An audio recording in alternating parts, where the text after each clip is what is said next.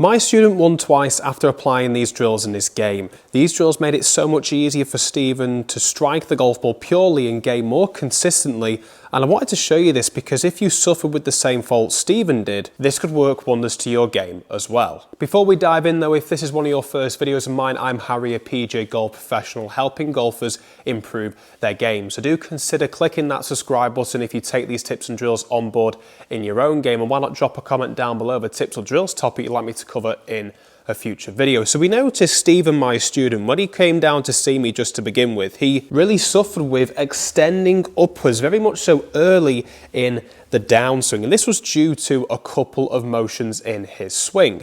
One in particular was that this trail arm would have a tendency of becoming too what we call internally rotate to the body as we made our way into the downswing. So looking at the face-on view here on the right-hand side of the screen, you can see what this is doing. This is separating, disconnecting the arms from the body. All the best players in the world, you'll see they'll have a great connection between the right arm, the trail arm of theirs, and the body, where we notice them get into this more externally rotated position as they make their way into the downswing. So when Stephen was getting this motion here, he had no choice but to try and jump out the way, and then we noticed this disconnection with the lead arm as well. And the main difficulty for Stephen with this was the strike. He was noticing a lot of thin golf shots, some shanks, and also some ground first shots. So to get rid of this jumpy motion in his golf swing, we had to make sure we had the right arm working correctly in the downswing, and that was going to allow him to keep the arms and the body more connected, and that was going to help him stay over the ball for much longer in the downswing. So just to begin with, what we got Stephen working on was the setup. How did he set up with his right arm?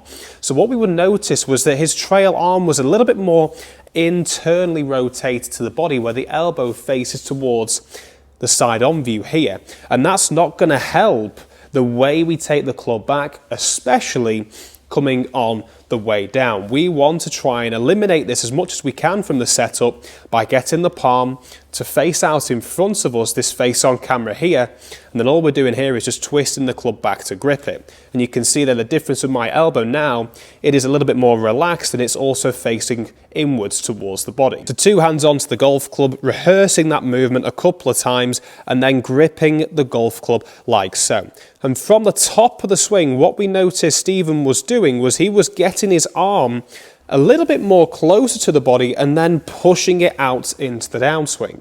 So what we wanted to make sure he was doing was seeing if he could keep this trail arm tucked in on the way back, but even more tucked in on the way down. So how we did this just to begin with was taking a couple of rehearsal swings, making our way up to the top, and almost imagining that there's a towel underneath the right armpit, and we're catching this towel on the way down. And you can see here I'm not exactly rotating my body through like so.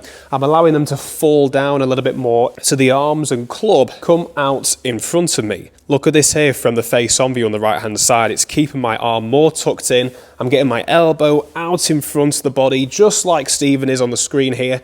And then we can rotate and hold.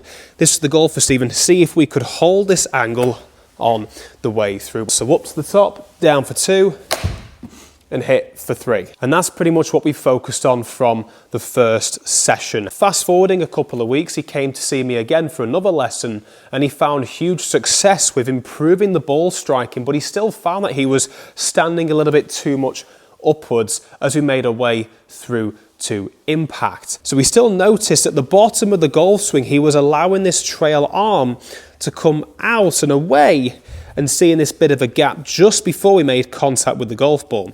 So he's got no choice but to extend upwards to have any chance of getting that consistent ball and turf interaction. So really exaggerating this, what I got Stephen working on in the second lesson was taking the club across the shoulders. We'd get to the top of our swing, and then we would see if we could get our hips to move backwards as our chest gets very, very low.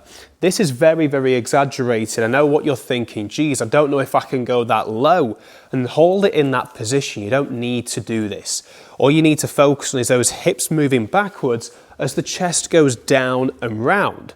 So we're getting that rotation, forcing those hips to turn through, and trying to stay low into our posture longer. So making our way up to the top, down into that position, and trying to hold it down for much longer. Practicing this for another lesson, fast forwarding a couple of more weeks, he came back with another improvement in the strike, the consistency, but the direction became a little bit more consistently to the right of target.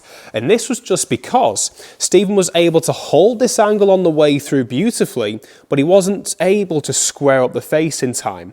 So he was getting this incredible amount of shaft lean when it came to practice this, and just as we made contact with the golf ball, we'd still allow the hands to go a little bit, but only so that the club face would point right of target. So how could we get the club face to come back a little bit more close bias, a bit more square like this here? Well, to do this, we had to focus a little bit more on what the lead arm did. So we focused on the right arm for the first few sessions, getting that more tucked in.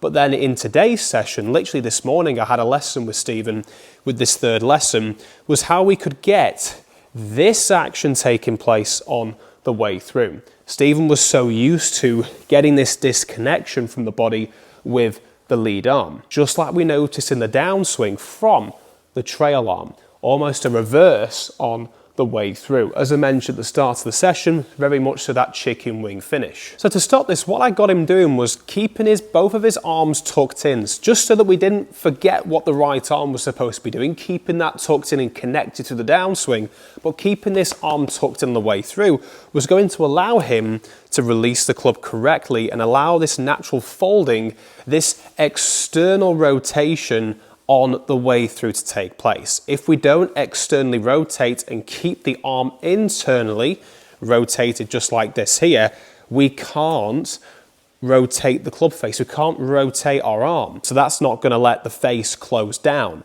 This here is going to let the club face close down more naturally.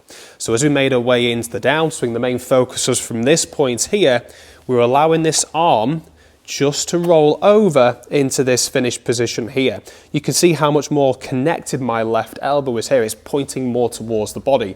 That's what we wanted to see from this action here. So none of this action here that we noticed to begin with, we were focusing more on keeping that action on the way through. So a simple method that you can think of when practicing this, and this is what I gave Stephen to think about, was right arm folds on the way back, left arm folds on the way through.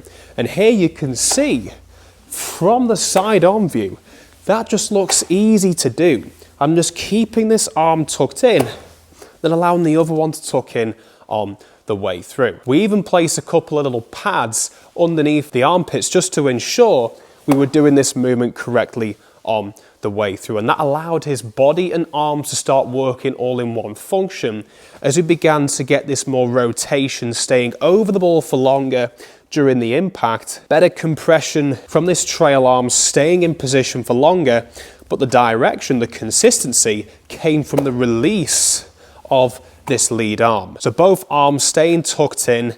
We focused a lot on the right arm to begin with, externally rotating this. Left arm, the elbow here can point towards the target. That's okay. It doesn't need to be externally rotated with the left arm, the lead arm, as long as the trail arm is in this position here, just to help with the backswing and form that on the way down. Allow that to fold on the way through.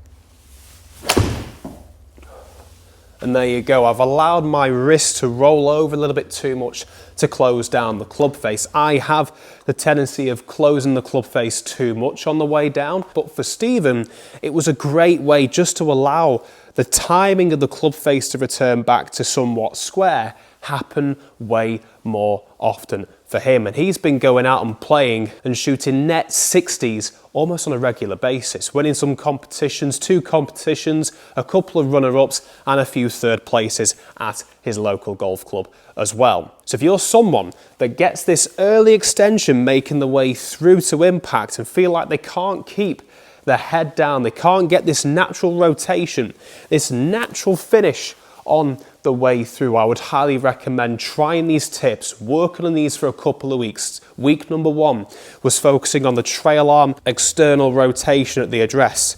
Tuck in, catch the towel. Week 2, focus on really keeping down in our posture as we begin to rotate round. Then for the final stage, once you notice them consistently going a little bit to the right, we can then allow to focus on this left arm folding naturally on the way through. This video has been brought to you today by GX Golf, who provide high quality golf clubs at a fraction of the price in comparison to their competitors out on the market. You can use my discount code below, Harry10, to get yourself a great 10% off those and any other training aids, hack, motion, precision impacts. They are all in the description below, along with my course management guides. Check those out as well. But before you go anywhere, I would highly recommend checking out this video over here if you're looking for more content just like this one that have helped my students improve their games massively. Thanks for watching, and we'll see you over in this one.